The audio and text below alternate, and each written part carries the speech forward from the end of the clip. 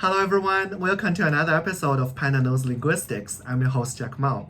Thank you so much for your feedback for my first video in this new video series where I feature my houseplants and teach you guys how to say their names in Chinese and teach relevant characters. The first episode was a hit where I featured my Swiss cheese plant, which is Monstera adansonii. So in this episode, what the plant will be, stay tuned.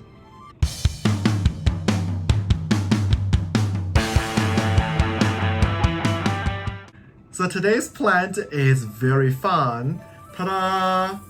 It is the Venus flytrap. Look at that. Look at this thing. I have two varieties. One is more greenish with a red tint, and one is just totally red. And this one I think it's called a red dragon or something. So I put them on my western window because they have a lot of sun, and I water them with distilled water. And that's it. They grow like a weed. Again, this episode is not about how to take care of them. You can find a lot of resources on YouTube. So today I'm gonna teach you how to say this guy's name in Chinese. Let me put it down. Okay, so this guy is called 捕蝇草 in Chinese. So the first character is 捕. This character means to catch. As you can see, this character has the left and the right side. And the left side is actually a very common radical in Chinese characters. This radical is called 提手旁, which has something to do with hand. So let me show you three more characters using this radical that has something to do with hand in its meaning. The first one is 打. 打. 打 means to hit. It doesn't only means to hit somebody or to hit an object, but also it means to push buttons. So for example, we have a word like 打电话. 电话 means telephone. 打电话 means to make a phone call. You can see that here we're not hitting the telephone with our fist or anything. It just means we're pushing the button. 打电话. Same thing, we can say 打电脑. It means to work on computers or play computer games. And we can say 打游戏. 游戏 means game, so 打游戏 means to play games. Again, those games are usually not board games, but console games or computer games that you have to push buttons of some sort. So this first character is 打, which you can see has the same radical as 捕. So second character I want to share with you with this hand radical is 找. 找 means to find or look for. For example, we can have words like 找人 to look for someone, 找钱 to look for change. So the third character with this hand radical is 扫. 扫, which means to sweep, like using a broom. For example, we can have a word like 扫地 to sweep the floor, and 打扫, which means to clean. So the second character inside this guy's name, 捕蝇草, is 蝇. 蝇. 蝇 means fly, like the insect fly, not the verb to fly. And this character also contains a very common Chinese character radical on the left side, which is this guy. This guy is called 虫字旁, which has something to do with insects.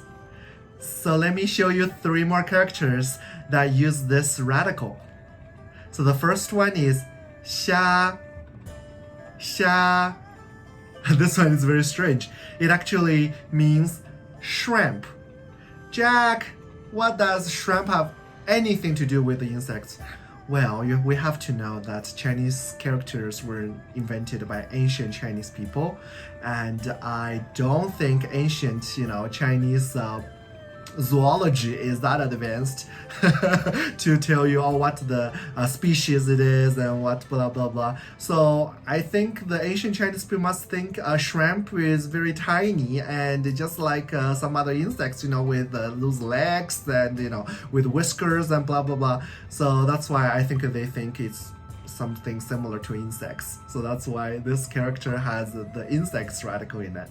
So the second character, actually, I want to show you the entire word, is the word for ant in Chinese.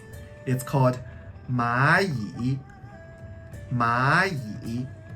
As you can see, both ma and yi have this insect radical. And the third one I'll show you is a little disgusting or terrifying because I'm very terrified of it. Is 蜘蛛. 蜘蛛, which means spiders. That's right. Again, we all know that, or maybe we all know that the spiders are not a part of the insects species, but somehow ancient Chinese people just think they're bugs. So as long as they look like bugs, they are, they have this bug radical.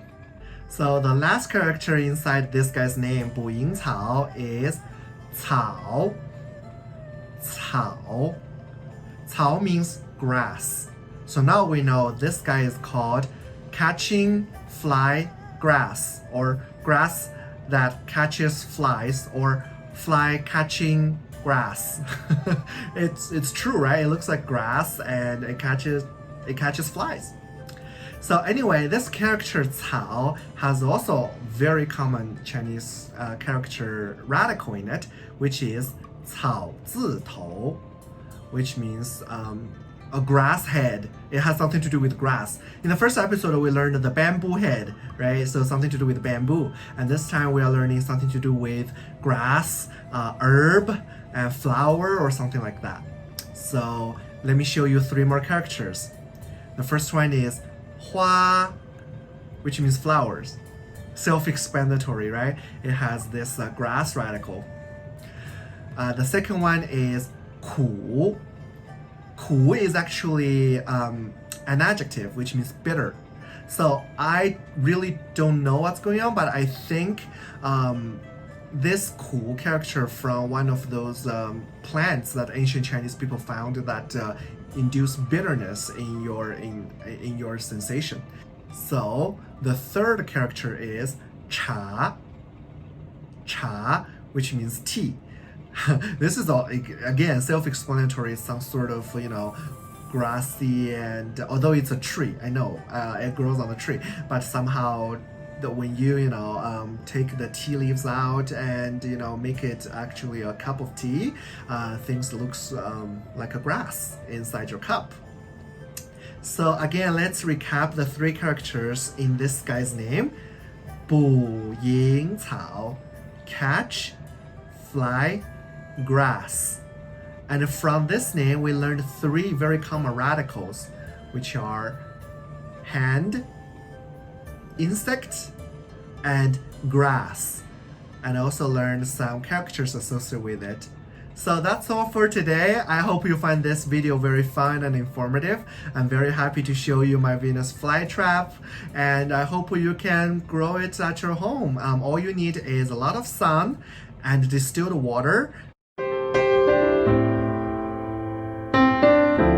Okay, if you like this video, please give a thumbs up and subscribe to my channel, and I will see you in next episode. What next plant will be? See you next time, bye!